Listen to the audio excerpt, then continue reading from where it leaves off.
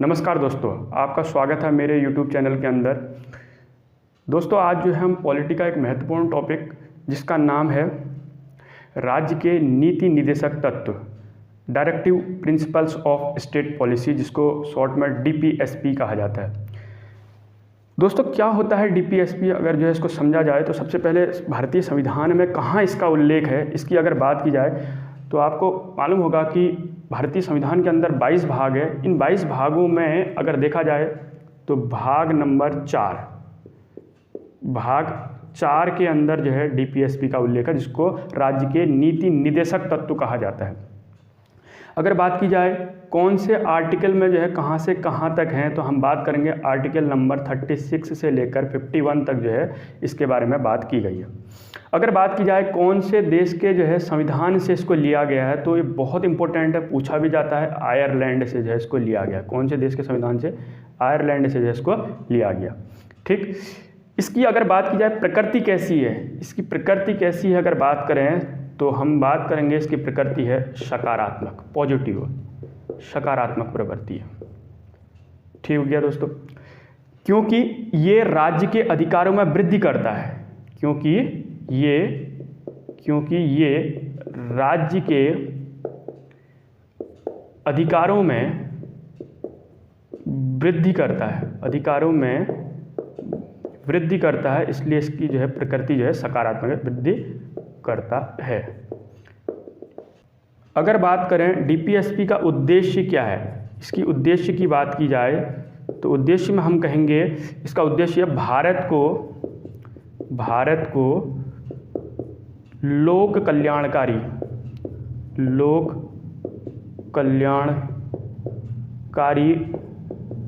राज्य के रूप में स्थापित करना, इसका उद्देश्य है। ठीक हो गया, ये इंपॉर्टेंट है। अगर बात की जाए DPSP जो directive principle of state policy है, DPSP ये अवाद योग्य है। इसका मतलब क्या है? नीति निर्देशक तत्वों में लिखी गई बातों को लागू करना या ना करना राज्य की इच्छा पर निर्भर करता है। अर्थात DPSP को लागू करना राज्य की कोई बाध्यता नहीं है। मतलब अगर एक शब्द में कहें, मतलब एक ही स्टेटमेंट में कहें तो DPSP न्यायालय में परिवर्तनीय नहीं है।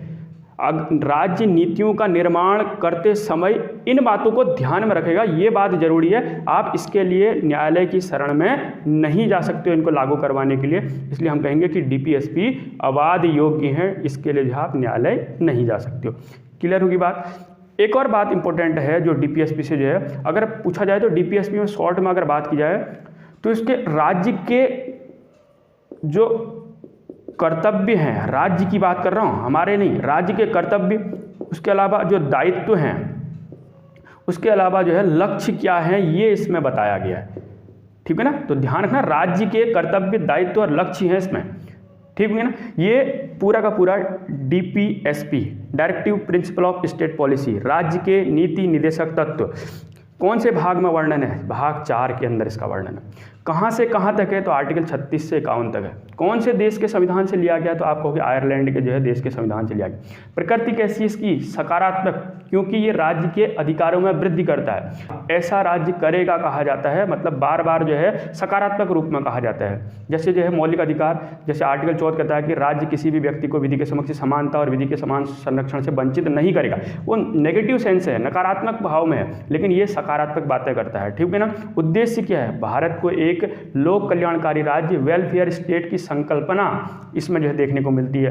क्या है इसमें? राज्य के कर्तव्य हैं, दायित्व हैं, लक्ष्य हैं इसमें राज्य के, और DPSP अवाद योग्य है, इसके लिए आप न्यायालय की शरण में नहीं जा सकते हो। ये बहुत इंपॉर्टेंट है। बहुत सारे प्रश्नों के जवाब इसी जो है लाइन में छुपे हुए हैं। जब आपके मन में उठेगा कि ऐसा क्यों नहीं होता, तो उसका जवाब होगा कि ये न्यायालय में परिवर्तनीय नहीं है। इतना जो है आपको समझ में आ गया होगा। अब जो है हम इसके बारे में धीरे धीरे जो है एक एक करके जो है पढ़ेंगे। अब जो हम बात करते हैं, कुछ महत्वपूर्ण नोट हैं, उसको जो आप थोड़ा सा ध्यान रखना, क्या क्या महत्वपूर्ण बातें हैं। सबसे पहली बात, जो राज्य के नीति निर्देशक तत्वों को यानी कि डीपीएसपी, अब मैं शॉर्ट में बात करूंगा कि डीपीएसपी बोलते हैं, तो डीपीएसपी को भारतीय संविधान की अनोखी विशेषता, भारतीय संविधान की अनोखी विशेषता किसने कहा है? ये पेपर में पूछा जाता है कि भारतीय संविधान की अनोखी विशेषता डीपीएसपी को किसने कहा, तो हम कहेंगे डॉक्टर भीमराव अंबेडकर जी ने। भीमराव अंबेडकर जी ने कहा है किसको? डीपीएसपी को भारतीय संविधान की अनोखी विशेषता का है। दूसरा जो है इंपॉर्टेंट बात कह सकते हैं हम नोट में, क्या कहेंगे? एक कल्याणकारी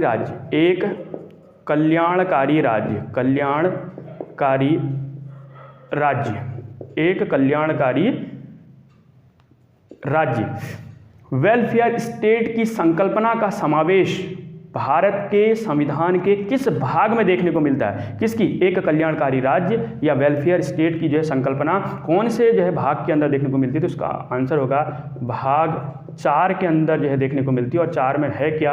DPSP direct principle of state policy के अंदर एक कल्याणकारी राज्य की विशेषता देखने को मिलती है। ये पेपर में पूछा जाता है, थोड़ा सा इंपॉर्टेंट है।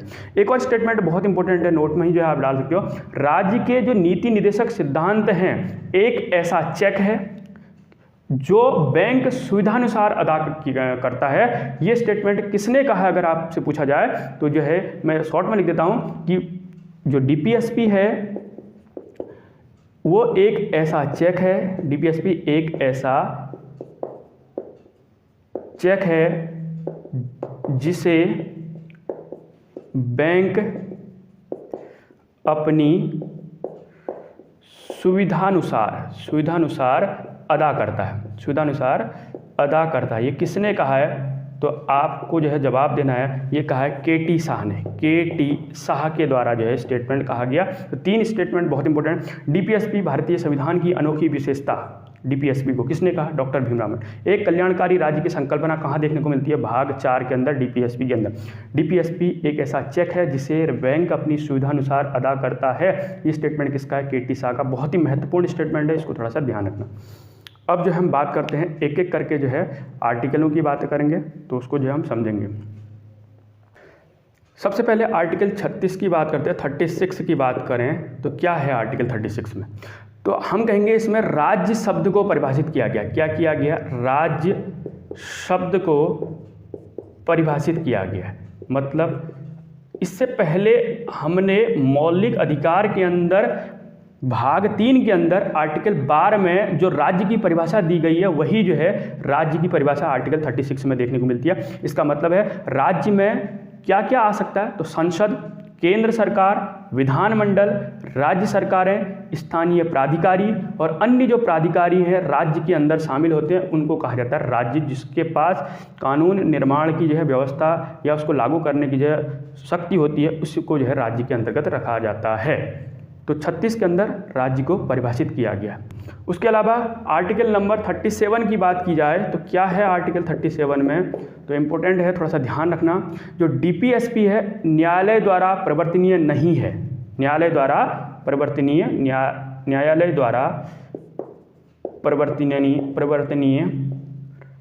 नहीं है। ठीक है, डीपीएसपी न्यायालय द्वारा परिवर्तनीय नहीं है। इसका मतलब अर्थात ये न्याय योग्य या वाद योग्य नहीं है। ठीक है ना, मतलब इसके लिए आप कोर्ट या न्यायालय की शरण में नहीं जा सकते हो। और लेकिन फिर भी राज्य को नीतियां बनाते समय इन तत्वों को शामिल करने का प्रयास करना चाहिए। ये बात जो है 37 के अंदर लिखी गई है कि आप इसके लिए न्यायालय की शरण में नहीं जाओगे इनको लागू करवाने के लिए। अब बात करते हैं आर्टिकल नंबर 38। क्या है 38 में? राज्य ऐसी लोक कल्याणकारी व्यवस्था बनाएगा जिसमें अधिक से अधिक लोगों का जो है कल्याण हो। ये कहाँ पर कोई आर्टिकल 38 हम मतलब कह सकते हैं लोक कल्याणकारी राज्य की संकल्पना देखने को मिलती है। राज्य की संकल्पना देखने को मिलती है। देखने को मिलती है यहाँ पर को मतलब जिसमें अधिक से अधिक लोगों का कल्याण हो, ऐसी नीतियों का निर्माण राज्य यहाँ पर को करेगा। ठीक है ना। अगर और जो है इसको डिटेल में कहें तो राज्य नागरिकों के लिए सामाजिक, कभी कभी ये शब्दावलियों से पूछ लेता है। उसके अलावा आर्थिक, उसके अलावा अगर बात की जाए तो वह राजनीतिक न्याय की स्थापना करेगा। किसकी? राजनीतिक न्याय की स्थापना करेगा राज्य जो है। कभी कभी पूछा जाता है कि डीपीएसपी के अंदर जो है सामाजिक और आर्थिक और राजनीतिक न्याय की संकल्पना करेगा। और 44वां संविधान संशोधन कब हुआ? 44वां संविधान संशोधन 1978 के अंदर आर्टिकल 38 में क्या ऐड किया गया? राज्य नागरिकों में जो आय की असमानता है उस असमानता को जो है दूर करेगा। जो आय की असमानता देखने को मिलती है, किसी के पास ज़्यादा पैसा किसी के पास कम, इस आय की जो असमानता है इसको दूर करने का प्रयास करेगा। ये 44वां संविधान संशोधन 1978 के द्वारा 38वें आर्टिकल के अंदर जोड़ा यह है। ये आपको थोड़ा सा ध्यान रखना है। अब बात करें आर्टिकल नंबर 39। ये बहुत इंपॉर्टेंट है। इसमें 6-7 प्रावधान है, 6 प्रावधान है लगभग। आपको जो है थोड़ा सा देखना है इसको बहुत ध्यान से। राज्य का, अगर आपसे पूछा जाए राज्य का समाजवादी जो है विचारधारा या चेहरा कहाँ पर को देखने को मिलता है, तो आपको हो गया 39 में समाजवादी विचारधारा, समाजवादी चेहरा कहाँ पर को देखने को मिलता है, तो यहाँ पर को जो है आर्टिकल 39 में जो है ये देखने को मिलता है। बहुत इंपॉर्टेंट है, ये अंदर बहुत डीप पूछा जाता है। तब इसके अंदर क्या क्या है, तो सबसे पहली बात आर्टिकल नंबर 39A के अंदर क्या बात कही गई है? राज्य महिलाओं व पुरुषों को रोजगार के समान अवसर प्रदान करेगा। मतलब अगर देखा जाए तो महिलाओं को और पुरुषों को रोजगार के समान अवसर प्रदान करेगा। इसके अंदर जो है कही गई है 39A के अंदर। अगर बात की जाए तो आर्टिकल नंबर 39B के अंदर क्या कहा गया? बी के अंदर राज्य भौतिक संसाधनों का, जो भी भौतिक संसाधन है, इन भौतिक संसाधनों का आवंटन का मतलब बांटना, आवंटन इस प्रकार से करेगा जिससे अधिकतम लोगों का अधिकतम कल्याण हो सके। उसके अलावा 39 आर्टिकल नंबर 39C के अंदर क्या है? राज्य आर्थिक संसाधनों के केंद्रीयकरण को रोकेगा। राज्य आर्थिक जो संसाधन है उनके केंद्रीयकरण को जो है रोकेगा। ये बात जो है कहाँ पर को देखने को मिलती है? 39C यानी कि 39C के अंदर जो देखने को मिलती है। ठीक है ना? देश के पास उत्पादन के जो भी साधन हैं, ठीक, उन साधनों पर किसी व्यक्ति विशेष का स्वामित्व नहीं होने देगा। इस बात का जो है यहाँ पर को जो है ध्यान रखा गया है। तो केंद्रीकरण नहीं होने देगा यानी कि उसको विकेंद्रीकरण की ओर ले जाएगा। ये बात आर्टिकल नंबर 39C के अंदर कही गई है, इंपॉर्टेंट है। उसके अलावा जो है बात करें आर्टिकल नंबर 39D के अंदर क्या है, तो राज्य जो है महिलाओं और पुरुषों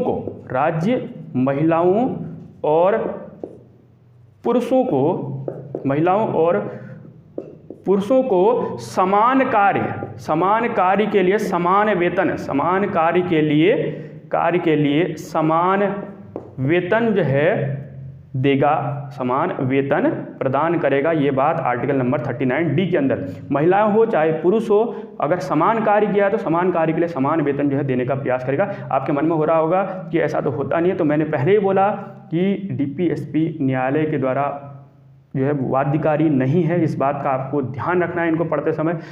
अगली बात करते हैं आर्टिकल नंबर 39E के अंदर क्या है, तो राज्य महिलाओं व पुरुषों को ऐसे कार्य नहीं देगा जो उनके स्वास्थ्य के लिए हानिकारक हो। तो राज्य जो है महिलाओं और पुरुषों को ऐसे कार्य नहीं देगा जो उनके स्वास्थ्य के लिए हानिकारक हो। ये बात आर्टिकल नंबर 39E के अंदर लिखी गई। उसके अलावा एक और आर्टिकल नंबर 39F क्या है, राज्य बच्चों के लिए भयमुक्त और जो है उसके साथ साथ गरिमा युक्त वातावरण की व्यवस्था करेगा। ये किसकी जवाबदारी है? राज्य की। ऐसा जो है राज्य प्रयास करेगा कि वहाँ के जो है बच्चों के लिए भयमुक्त और गरिमा युक्त जो है वातावरण की व्यवस्था कर सके। उसके अलावा आर्टिकल नंबर 39 कैपिटल A के अंदर या को के अंदर क्या बात कही है, इसको जोड़ा गया। 39A को जो है जब A लिखा है ब्रैकेट के अंदर कैपिटल में, तो जो है इसको जोड़ा गया। कौन से संविधान संशोधन? 42वें संविधान संशोधन कब हुआ? 1974-6 में। क्या कहा गया है इसके अंदर जोड़ के? राज्य नागरिकों के लिए निःशुल्क न्याय व विधिक सहायता प्रदान कराएगा या करेगा। ये इंपॉर्टेंट है। अगर आपके पास जो जैसे जो किसी के पास साथ जो केस चल जाए तो उसके पास अगर खुद का वकील नहीं है तो उसको वकील कौन दिलवाएगा? राज्य की तरफ से जो है सरकारी वकील दिया जाएगा, क्योंकि निःशुल्क जो है न्याय प्राप्त होगा और विधिक जो है उसको सहायता प्रदान की जाएगी। कौन से आर्टिकल के 39A कौन से संविधान संशोधन द्वारा जोड़ा गया? तो 42वां संविधान संशोधन 1976 के द्वारा इसको जो है जोड़ा गया। ये बात आपको ध्यान रखनी है। अब बात करते हैं आर्टिकल नंबर 40, बहुत इंपॉर्टेंट। अगर डीपीएसपी से कोई आर्टिकल पूछा जाता है तो इसी को जो है ध्यान रखना है। आर्टिकल 40 क्या है? राज्य, बोला ना कि भाई डीपीएसपी के अंदर राज्य के कर्तव्य हैं, दायित्व हैं, लक्ष्य हैं, तो बार बार जो है राज्य की बात कर रहे हैं। राज्य क्या है? तो राज्य ग्राम पंचायतों का गठन करेगा। बहुत इंपॉर्टेंट है ये आर्टिकल, ग्राम पंचायतों का गठन करेगा। तो ग्राम पंचायतों के गठन का जो है उल्लेख कौन से आर्टिकल में किया गया? तो आर्टिकल 40 के अंदर। इसमें एक और इम्पोर्टेंट बात देखेंगे, महात्मा गांधी के बारे में आपने सुना होगा कि महात्मा गांधी संविधान सभा में जो है शामिल नहीं थे। इतने बड़े व्यक्ति होने के बावजूद संविधान जो सभा थी जिसने संविधान का निर्माण किया उसमें जो है वो शामिल नहीं थे। लेकिन क्वेश्चन पूछा जाता है कि गांधी जी का जो है संविधान में प्रभाव कहाँ पर को देखने को मिलता है? तो हम कहेंगे डीपीएसपी नीति निर्देशक तत्व के अंदर भाग 4 के अंदर जो है वहाँ पर को आर्टिकल 40 में जो है ग्राम स्वराज की जो है कल्पना देखने को मिलती है, जहाँ पर को जो है गांधी जी की विचारधारा को लिया गया। तो ये बहुत इंपॉर्टेंट है आर्टिकल नंबर 40, ग्राम पंचायतों का गठन। कई बार पूछा जाता है। जिस प्रकार से आर्टिकल 17 अस्पृश्यता का अंत बहुत मौलिक अधिकार में इंपॉर्टेंट है, बार बार पूछा जाता है, ऐसे जो है ये भी आर्टिकल बहुत इंपॉर्टेंट है। इसके बाद जो डायरेक्ट जो 44 ज़्यादातर पूछा जाता है। आर्टिकल 41 क्या है? आर्टिकल 41 के अंदर अगर बात की जाए तो राज्य नागरिकों के लिए उचित काम, राज्य नागरिकों के लिए उचित काम के साथ साथ वह शिक्षा की उचित व्यवस्था करेगा। शिक्षा की उचित व्यवस्था करेगा, उचित व्यवस्था करेगा। उसके साथ ही साथ जो अगर बात की जाए जो दिव्यांग लोग हैं, दिव्यांगों, उसके अलावा जो वृद्ध लोग हैं, वृद्धों, वह बच्चों की सहायता करेगा। इसको समझते हैं थोड़ा, सहायता करेगा मतलब ये राज्य की जवाबदारी होगी कि नागरिकों के लिए उचित काम जो है प्रोवाइड करें। क्या करें? उचित काम। इसका मतलब राज्य लोगों को बेरोजगार नहीं होने देगा। इसके लिए जो है आपको पता है कि जैसे मनरेगा योजना है, अगर आप आवेदन करो तो 15 दिन के भीतर जो है काम देने की जो है गारंटी होती है, और अगर नहीं दे पाए तो बेरोजगारी भत्ता जो है राज्य की तरफ से जो है प्रदान किया जाता है। उसके अलावा जो विकलांग पेंशन योजना है, दिव्यांगों के लिए विकलांग पेंशन योजना है, वृद्धों के लिए वृद्धावस्था पेंशन योजना है, इनके माध्यम से जो है राज्य जो है अपनी तरफ से जो है प्रयास करता है। आर्टिकल 42 में क्या है? तो 42 में ध्यान रखना, राज्य नागरिकों के लिए मानवोचित दशाएं, जो उचित दशाएं हैं, मानवोचित दशाओं की उचित व्यवस्था करेगा। मानवोचित दशाओं की उचित व्यवस्था करेगा, ये बात ध्यान रखना, उचित व्यवस्था करेगा। और इसी में अक्सर पूछा जाता है जो महिला प्रसूति अवकाश या सहायता का उल्लेख कौन से आर्टिकल में? तो ध्यान रखना, महिला प्रसूति सहायता कौन से आर्टिकल में देखने को मिलती है? तो 42 में। आपने देखा होगा जो गर्भवती महिलाएं हैं उनको जो है अवकाश प्रदान किया जाता है लगभग 6 माह के अंदर, और उनको जो है उसके बदले में जो है वेतन फिर भी जो है दिया जाता है। तो ये सहायता कौन सा जो है राज्य किसके माध्यम से करता है? तो कौन सा आर्टिकल? आर्टिकल 42 बहुत इंपॉर्टेंट है ये अभी। उसके अलावा आर्टिकल नंबर 43 क्या है? आर्टिकल नंबर 43 राज्य जो है यहाँ पर को कुटीर उद्योगों को बढ़ावा देगा। राज्य कुटीर उद्योगों को बढ़ावा देगा, ये जो है इसके अंदर इंपॉर्टेंट बात। उसके अलावा राज्य जीवन निर्वाह योग्य वेतन उपलब्ध कराएगा। कम से कम इतना वेतन तो जो है राज्य जो है लोगों को प्रोवाइड करवाए कि वो अपना जीवन निर्वाह कर सकें। इसी कारण राज्य नागरिकों के लिए न्यूनतम मजदूरी की दरें जो है तय करता है। कौन से आर्टिकल के तहत? आर्टिकल 43। अब बात करते हैं सबसे महत्वपूर्ण आर्टिकल, आर्टिकल 44 क्या है? इसमें बहुत इंपॉर्टेंट है, सबसे ज़्यादा पेपर में पूछा जाता है। क्या है? राज्य समान नागरिक संहिता, समान नागरिक संहिता लागू करेगा, और जो है इसमें आपको जो है अब ध्यान रखना है कि ऐसा कौन सा राज्य है जहाँ पर को जो है समान नागरिक संहिता लागू है, तो वो एक केवल जो है गोवा राज्य है जहाँ पर को इस प्रकार की जो समान नागरिक संहिता को लागू किया गया। अब है क्या, अगर देखो आप भी जानते हो कि सभी जो है धर्मों के जो विवाह के नियम है वो अलग अलग हैं, उत्तराधिकार के नियम हैं वो अलग अलग हैं, गोद लेने के नियम है वो अलग अलग हैं, और जो उसके साथ साथ जो तलाक लेने के नियम हैं वो भी सब जो है अलग है। इसलिए कहीं भी जो है एक समान नागरिक संहिता को लागू नहीं किया जा सकता, ये आप भी जानते हो। केवल जो है गोवा, क्योंकि वहाँ पर को पुर्तगाली जो है बस्तियाँ जो है विकसित हैं, इसलिए वहाँ पर को लागू हो जाता है। उसके अलावा कहीं ना कहीं जो है धर्म जो है ये हस्तक्षेप करता है, इसलिए जो है ऐसा पॉसिबल नहीं है कि हर जगह जो है एक समान नागरिक संहिता लागू किया जाए। जैसे जो हिंदू धर्म के अंदर जो है हिंदू विवाह जो नियम है 1955 के द्वारा जो है एक विवाह जो जायज़ है, ठीक है ना। उसके अलावा मुसलमानों के अंदर जो है 4 विवाह जो है कर सकते हैं। तो अलग अलग जो है ये नियम कानून बने हैं, इसलिए जो है धर्म हस्तक्षेप करता है। एक समान जो है नागरिक संहिता कहीं पर भी लागू नहीं है, केवल गोवा को छोड़कर। ये आपको ध्यान रखना है, ये बहुत पूछा जाता है, बहुत बहुत इंपॉर्टेंट है आर्टिकल 44। अब बात करते हैं आर्टिकल नंबर 45। क्या है आर्टिकल 45 में, इसको थोड़ा सा ध्यान। अगर बात करें जाए मूल संविधान की बात करें, मैं पहले लिख दे रहा हूँ मूल संविधान, इसमें ध्यान रखना है आपको। मूल संविधान में इसको समझते हुए चलना, राज्य 6 से 14 वर्ष के बच्चों को, कितना 6 से 14 वर्ष के बच्चों के लिए अनिवार्य और जो निःशुल्क शिक्षा की व्यवस्था थी वो आर्टिकल नंबर 45 में थी। क्या कह रहा हूँ मैं, 6 से 14 वर्ष के बच्चों के लिए अनिवार्य और जो निःशुल्क शिक्षा की व्यवस्था थी वो आर्टिकल नंबर 45 में थी। लेकिन आप भी जानते हो कि 86वां संविधान संशोधन, कौन सा 86वां संविधान संशोधन कब हुआ, 2002 के अंदर मौलिक अधिकार के अंदर जो है एक आर्टिकल नंबर 21 को या ए क्या कर दिया गया वहाँ पर को 6 से 14 वर्ष के बालकों के लिए या बच्चों को अनिवार्य व निःशुल्क जो शिक्षा का प्रावधान है वो कौन से संविधान संशोधन के द्वारा, 86वां संविधान संशोधन 2002 के द्वारा मौलिक अधिकार के अंदर आर्टिकल 21A के अंदर ये जो है यहाँ पर को जो है डाल दिया गया है यहाँ से हटाकर। इसका मतलब अब जो है आर्टिकल नंबर 45 में अब क्या है, इसका मतलब है यहाँ पर को 86वां संविधान संशोधन 2002 के द्वारा आर्टिकल 45 में अब राज्य बच्चों के लिए पूर्व प्राथमिक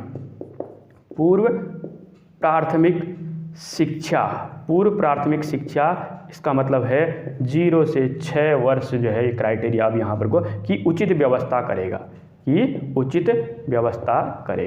क्योंकि 6 से 14 वाला प्रावधान कहाँ चला गया है, मौलिक अधिकार आर्टिकल 21A के अंदर चला गया। तो आप ध्यान रखना यहाँ पर को जो है एलिमेंट्री जो है जो एजुकेशन है उसकी जो है व्यवस्था कहाँ कर दी गई है, आर्टिकल 45 में। क्लियर होगी बात। अब बात करते हैं आर्टिकल नंबर 46। इसमें क्या है, यहाँ पर को ध्यान क्या रखना है हमको, राज्य SC ST वह जो दुर्बल वर्ग हैं, दुर्बल वर्गों के लिए उचित जो है शिक्षा की व्यवस्था के लिए उचित शिक्षा की व्यवस्था, ये उचित प्रावधान जो है यहाँ पर को किए गए, किसके लिए, ST SC व दुर्बल वर्गों के लिए कहाँ पर को प्रावधान किए गए, DPSP के आर्टिकल नंबर 46 में। ठीक है ना, यहाँ पर को आपको ये ध्यान रखना है। एक और बात जो है यहाँ पर को ध्यान रखनी है, आर्टिकल 46 के अंदर क्या इंपॉर्टेंट है, 124वां संविधान संशोधन विधेयक, मैं बात कर रहा हूँ विधेयक की, विधेयक इसके द्वारा जो है क्या किया गया, 103वां संविधान संशोधन अधिनियम बनाया गया। विधेयक कौन सा है, 124वां, लेकिन अधिनियम कौन सा, 103वां जो है संविधान संशोधन जो है अधिनियम बनाया गया, जिसके द्वारा EWS वालों को आर्थिक पिछड़ेपन के आधार पर 10% का जो आरक्षण का जो प्रावधान दिया गया है शिक्षण संस्थाओं और जो है लोक सेवाओं में। आर्टिकल नंबर 46 को ही आधार मानकर यह संशोधन किया गया, लेकिन ध्यान क्या रखना है, 103वां जो संशोधन है इसके द्वारा आर्टिकल नंबर 15(6) सब क्लॉज और आर्टिकल नंबर 16(6) जो है सब क्लॉज जोड़ा गया। क्या है मैं बता देता हूँ, आर्टिकल जो है 15(6) के अंदर बात की गई, EWS वालों को आर्थिक पिछड़ापन के आधार पर 10% का जो है आरक्षण दिया गया है, ये यहाँ पर कुछ ध्यान रखना है। और इसके अंदर क्या है, EWS वालों को ही 10% का जो आरक्षण है वो लोक सेवाओं में दिया गया, यहाँ पर को जो है लोक सेवाओं में दिया गया है, और जो है यहाँ पर को जो है EWS वालों को जो है आर्थिक जो है पिछड़ापन के आधार पर 10% का आरक्षण ये जो है किस में दिया गया, शिक्षा के क्षेत्र में जो है दिया गया है। क्लियर होगी बातें। अब बात करते हैं आर्टिकल नंबर 47 की, इम्पोर्टेंट है क्या इंपॉर्टेंट है यहाँ पर को ध्यान रखने वाली बात है, सुनना।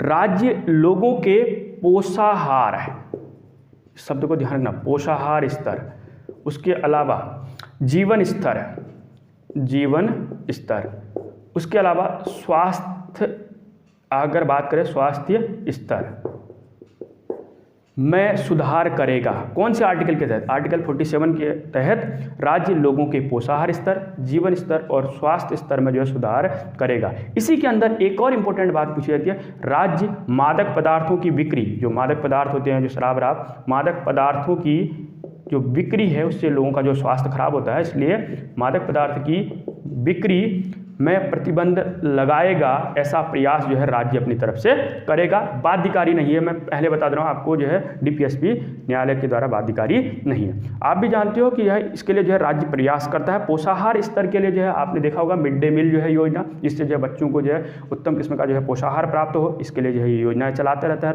राज्य अपनी तरफ से। और राज्य की इच्छा पर निर्भर करता है कि वो मादक पदार्थों में प्रतिबंध लगाए या नहीं। जैसे जो है गुजरात राज्य के अंदर जो है और बिहार राज्य के अंदर इस प्रकार के जो है प्रयास किए गए हैं, क्योंकि जो है ये राज्य पर छोड़ा गया है, वो अपनी इच्छा अनुसार लगा भी सकता है, नहीं भी लगा सकता, लेकिन जो है राज्य की जवाबदारी है कि जो है अपने जो है वहाँ के लोगों का जीवन स्तर, स्वास्थ्य स्तर और जो है पोषाहार स्तर में जो है प्रयास करे।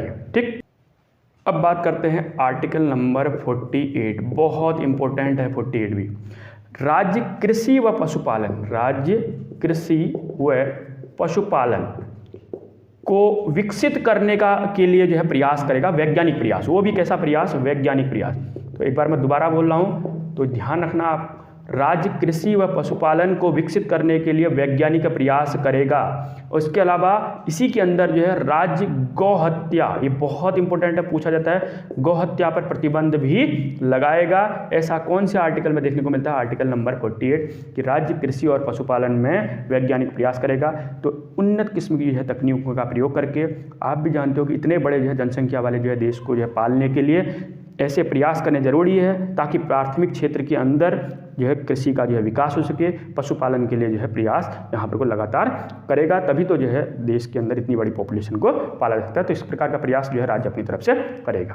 कैसा प्रयास? ये भी ध्यान रखना, वैज्ञानिक प्रयास जो करेगा। हाइब्रिड प्रकार के जो बीज जो है, उन्नत किस्म के जो है खेती के लिए जो संसाधन जो है जुटाए जा रहे हैं, वो राज्य जो है अपनी तरफ से प्रयास ऐसा करेगा, ताकि लोगों को जो है ज़्यादा से ज़्यादा जो है प्रॉफिट हो। अगर लोगों को जो है प्रॉफिट होगा तो देश को जो है विकास होगा, या राज्य का जो है अपनी तरफ से विकास होगा।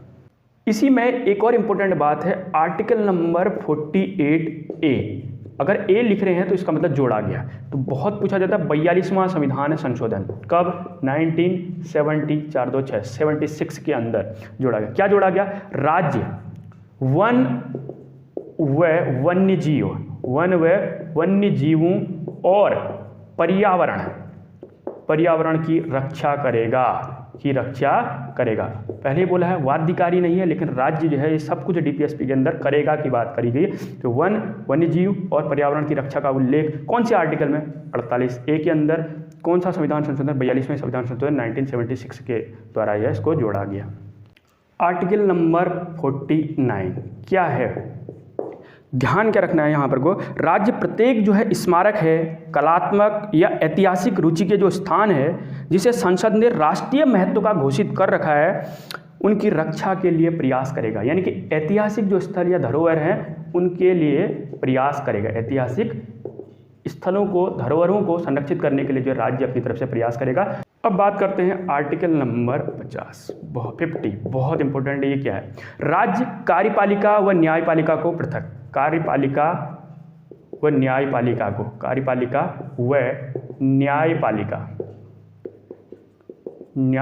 को पृथक करेगा। ये बहुत इंपॉर्टेंट है। अगर कार्यपालिका और न्यायपालिका पृथक नहीं होंगी तो एक दूसरे के जो है स्वतंत्र और निष्पक्ष जो न्यायपालिका का उद्देश्य है वो समाप्त हो जाएगा। इसलिए राज्य ऐसा प्रयास करेगा भारत में स्वतंत्र व निष्पक्ष न्यायपालिका स्थापित हो। इसके लिए आर्टिकल 50 के अंदर कार्यपालिका व न्यायपालिका को जो है पृथक यहाँ पर वो किया गया है, ये बात ध्यान रखना। अब बात करते हैं अंतिम आर्टिकल नंबर 51 क्या है इम्पोर्टेंट। इसके अंदर अंतर्राष्ट्रीय